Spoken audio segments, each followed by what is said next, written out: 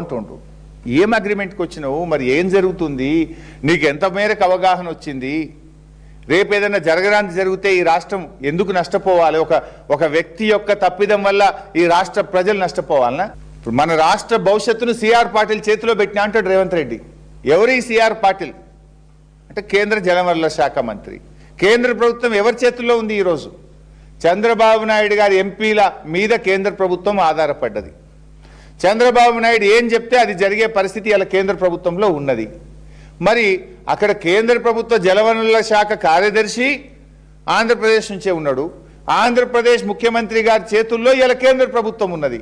నువ్వు గుడ్డిగా సిఆర్ పాటిల్ చేతిలో పెట్టినా అంటే రేపు సిఆర్ పాటిల్ గారి నిర్ణయం శిరోధార్యమని నువ్వు చెప్తే రేపు రాష్ట్రానికి నష్టం జరిగే నిర్ణయం తీసుకుంటే ఎవరు బాధ్యత వహించాలి? నువ్వే బాధ్యత వహించాలి రేవంత్ రెడ్డి అని హెచ్చరిస్తూ ఉన్నాం.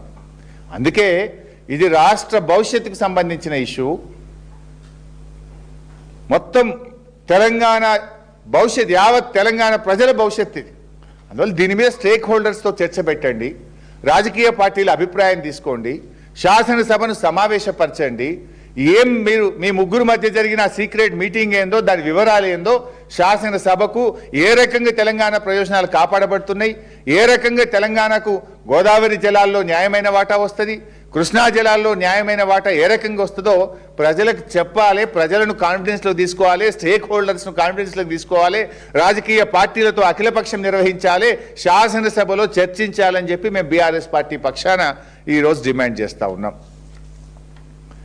ఎందుకంటే ఇలా పత్రికల్లో వార్తలు వస్తున్నాయి ఏమని, ఏదో పాలమూరు రంగారెడ్డికి ఎన్ఓసీ తెస్తాం, దానికోసం సమ్మక్క సాగర్ను బలి పెడతాం.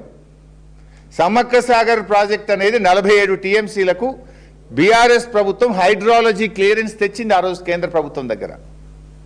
సమ్మక్క సాగర్ మనం దేనికి వాడాలనుకున్నాము? ఎస్ఆర్ఎస్పి స్టేజ్ 2లో 4 లక్షల ఎకరాలకు నీళ్లు రావడం లేదని సమ్మక్క సాగర్ను మనం డిపిఆర్ తయారు చేసుకున్నాం.